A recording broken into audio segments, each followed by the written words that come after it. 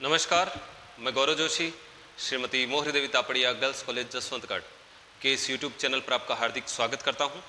हम पढ़ रहे हैं निगम लेखांकन और इसके अंतर्गत हम पढ़ रहे हैं ख्याति का मूल्यांकन, वैल्यूएशन ऑफ गुडविल। इस चैप्टर का 9वां क्वेश्चन आज की क्लास में सॉल्व करेंगे। क्वेश्चन है, निम्नलिखित सूचना साझेदारी फर्म के व्यवसाय से संबंधित है। तो एक साझेदारी फर्म के व्यवसाय से संबंधित कुछ सूचनाएं दी गई है, जिनमें से पहली दी गई है औसत विनियोजित पूंजी 7,20,000 रुपये। तो इस साझेदारी फर्म में 7,20,000 रुपये पूंजी विनियोजित की गई है। पिछले 3 वर्षों के शुद्ध व्यापारिक लाभ दिए गए हैं 1,07,600, 90,700 तथा 1,12,500। व्यापार में लाभ की उचित दर 10% है। अगर इसी प्रकार का कोई व्यवसाय नया व्यवसाय शुरू करे तो वो विनियोजित पूंजी पर 10% की दर से सामान्य लाभ कमा सकता है। साझेदारों का उचित पारिश्रमिक 12,000 रुपये वार्षिक। ख्याति के मूल्य की गणना कीजिए। तो इस क्वेश्चन में हमको ख्याति के मूल्य की गणना करनी है और ख्याति के मूल्य की गणना के लिए जो विधियां दी गई हैं वो विधियां हैं 5 वर्षों के क्रय के आधार पर, और जो आधार मानना है वो अधिलाभों को आधार मानना है। तो अधिलाभों को आधार मानते हुए, सुपर प्रॉफिट्स को आधार मानते हुए 5 वर्षों के क्रय के आधार पर ख्याति का मूल्यांकन करना है। दूसरी विधि है पूंजीकरण विधि। तो 10% की दर से पूंजीकरण के आधार पर अधिलाभों को आधार मानते हुए ख्याति का मूल्यांकन करना है। और तीसरी विधि है वार्षिक वृद्धि विधि। तो वार्षिक वृद्धि विधि में 10% पर 5 वर्षों के लिए 1 रुपये का वर्तमान मूल्य है 3.791। तो ये जो 1 रुपये का वर्तमान मूल्य है ये 10% पर 5 वर्षों के लिए है। 5 वर्षों के लिए 1 रुपये का वर्तमान मूल्य है 3.791। तो अधिलाभों को आधार मानते हुए ख्याति के मूल्यांकन की तीनों विधियों से हमको ख्याति का मूल्यांकन करना है। तो सबसे पहले हम सुपर प्रॉफिट्स ज्ञात करेंगे।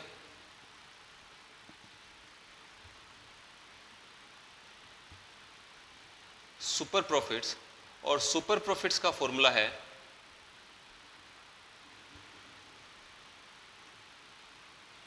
Future maintainable profits. Future maintainable profits यानी कि इस व्यवसाय से भविष्य में कितने लाभ कमाए जा सकेंगे। Future maintainable profits minus normal profits. और अगर इसी प्रकार का कोई नया व्यवसाय शुरू किया जाए तो उस व्यवसाय से कितने सामान्य लाभ कमाए जा सकते हैं, वो नॉर्मल प्रॉफिट्स होते हैं। तो इस व्यवसाय से भविष्य में कमाए जाने वाले लाभों में से अगर इसी प्रकार के नए व्यवसाय से जो भविष्य में सामान्य लाभ कमाए जाएंगे वो घटा दिए जाएं तो जो अधिक है, जो सरप्लस है, वो सुपर प्रॉफिट्स कहलाता है। और सुपर प्रॉफिट्स का कारण होता है व्यवसाय की ख्याति। तो फ्यूचर मेंटेनेबल प्रॉफिट्स में से नॉर्मल प्रॉफिट्स घटाएंगे तो जो डिफरेंस आएगा, जो सरप्लस आएगा, वो सुपर प्रॉफिट्स कहलाता है।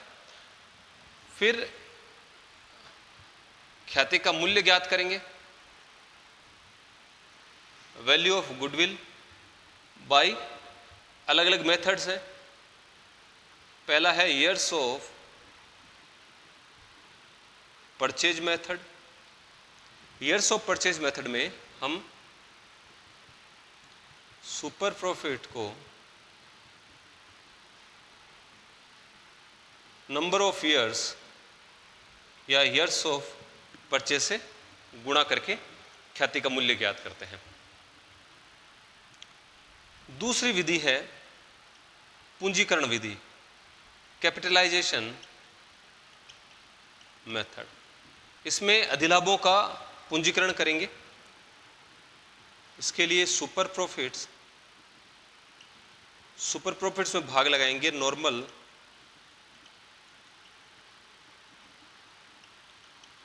रेट ऑफ रिटर्न का और 100 से गुणा कर देंगे। और जो तीसरा मेथड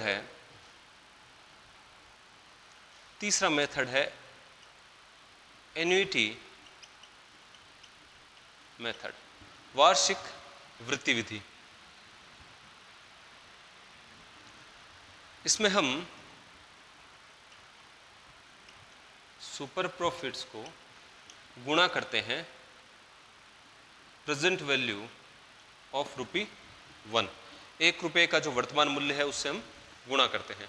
तो 1 रुपये का वर्तमान मूल्य या तो हम ज्ञात कर सकते हैं या फिर क्वेश्चन में दिया हुआ होता है। तो इस क्वेश्चन में हमको 1 रुपये का 10% पर 5 वर्षों के लिए वर्तमान मूल्य दिया हुआ है 3.791। तो सबसे पहले हमको फ्यूचर मेंटेनेबल प्रॉफिट ज्ञात करने पड़ेंगे, उसके बाद नॉर्मल प्रॉफिट्स ज्ञात करेंगे और इन दोनों का जो अंतर होगा वो सुपर प्रॉफिट्स होगा। तो फ्यूचर मेंटेनेबल प्रॉफिट्स कैलकुलेट करेंगे।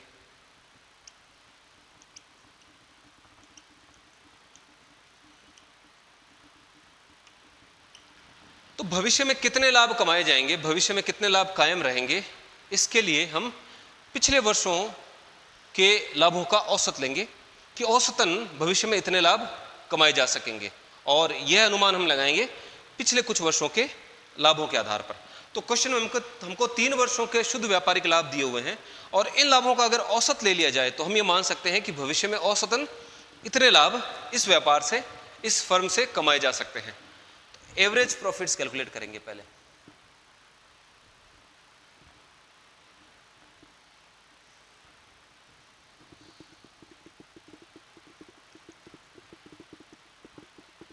Average profits, average profit in तीनों वर्षों के लाभों का टोटल करके 1,07,600 प्लस 90,700 और 1,12,500, इन तीनों वर्षों के लाभों के टोटल में 3 का भाग लगा देंगे तो हमको औसत लाभ ज्ञात हो जाएंगे। और हम ऐसा मान सकते हैं कि जो भूतकाल में जो औसतन लाभ कमाए जा रहे हैं उतने लाभ भविष्य में भी कमाए जा सकेंगे। 1,07,600 प्लस 90,700 प्लस 1,12,500, इनका टोटल होता है 3,10,000 और इसमें 3 का भाग लगाएंगे तो औसत लाभ ज्ञात हो जाएंगे 1,03,600। भविष्य में 1,03,600 लाभ कमाए जा सकते हैं। लेकिन जब हमने बात की थी कि फ्यूचर मेंटेनेबल प्रॉफिट्स किस प्रकार से ज्ञात किए जाते हैं, तो उस समय हमने बात की थी कि औसत लाभों में से भविष्य के संबंध में कुछ समायोजन अगर करने पड़े तो उनका समायोजन किया जाता है और उसके बाद भविष्य में कायम रहने वाले लाभ ज्ञात किए जाते हैं। तो ये तो जो औसत लाभ है ये भूतकाल के आधार पर है, पिछले कुछ वर्षों के शुद्ध लाभों का औसत है। लेकिन भविष्य में अगर इन लाभों में कोई बदलाव होना है या भविष्य के संबंध में इनमें कोई समायोजन करना है तो वो समायोजन करके फिर हम फ्यूचर मेंटेनेबल प्रॉफिट्स यानी कि भविष्य में कायम रहने वाले लाभ ज्ञात करते हैं। तो इस क्वेश्चन में हमको एक सूचना दी हुई है कि साझेदारों का उचित पारिश्रमिक 12,000 रुपये वार्षिक है। तो जो मालिक है, व्यवसाय का जो स्वामी है, उसको पारिश्रमिक दिया जाता है, इसलिए इन औसत लाभों में से फेयर रेम्युनरेशन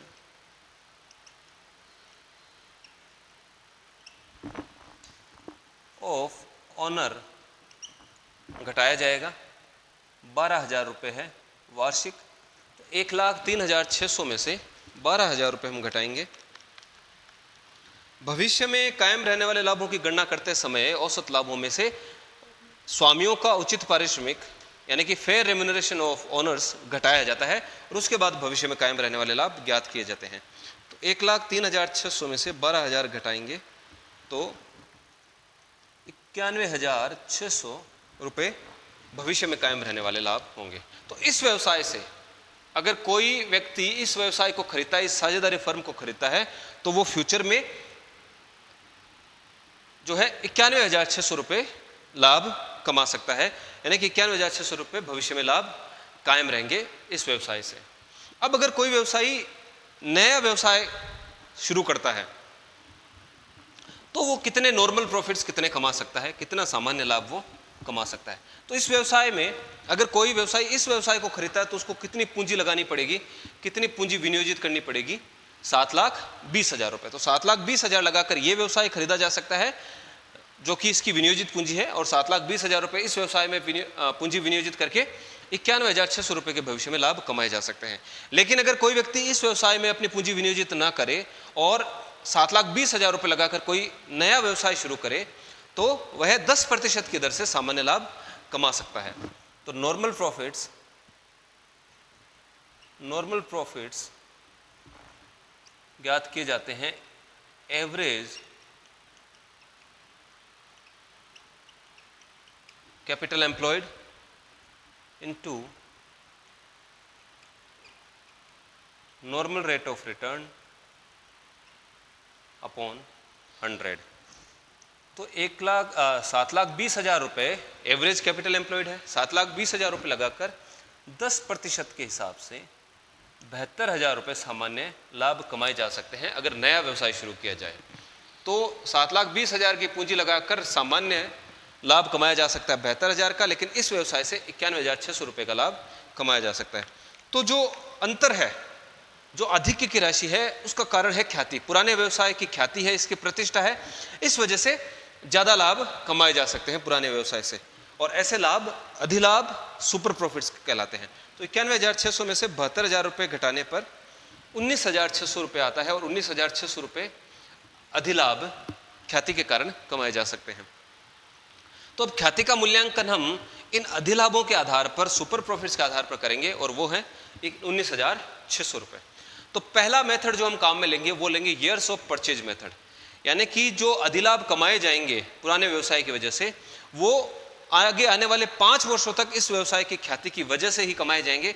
इसलिए अधिलाभों के 5 वर्षों के बराबर का पैसा ख्याति का मूल्य माना जाएगा। तो 19,600 को 5 से गुणा करेंगे तो आता है 98,000 रुपये, और 98,000 रुपये ही ख्याति का मूल्य माना जाएगा वर्षों की क्रय विधि के आधार पर। कैपिटलाइजेशन मेथड, यानी कि अधिलाभों का पूंजीकरण कर लिया जाए।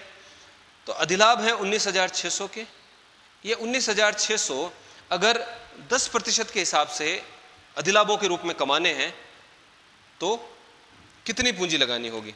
तो 19,600 में 10 का भाग लगाकर 100 से गुणा करें तो 1,96,000 रुपये ख्याति का मूल्य होगा। और एन्युटी मेथड, वार्षिक वृत्ति विधि, इसमें सुपर प्रॉफिट्स को हम 1 रुपये के वर्तमान मूल्य से गुणा कर देते हैं। तो सुपर प्रॉफिट्स है 19,600।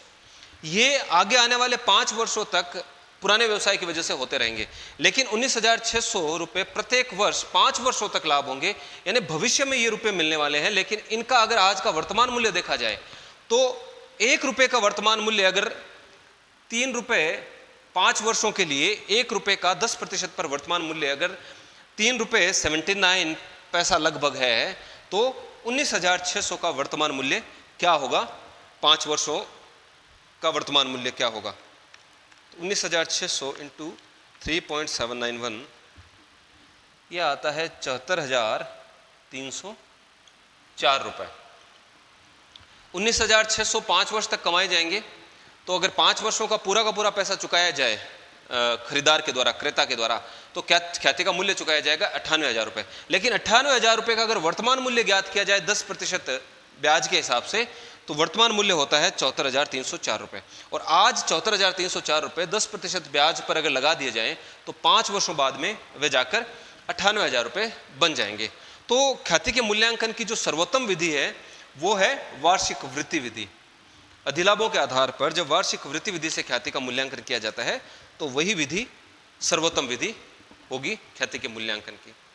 तो आज की क्लास में इतना ही। आज की क्लास में हमने अधिलाभों के आधार पर तीनों विधियों से ख्याति का मूल्यांकन ज्ञात करना सीखा। मैं आशा करता हूं कि आज की क्लास में हमने जो क्वेश्चन सोल्व किया वो आपको अच्छे से समझ में आया होगा। इस वीडियो को लाइक कीजिए, शेयर कीजिए, हमारे YouTube चैनल को सब्सक्राइब कीजिए। धन्यवाद।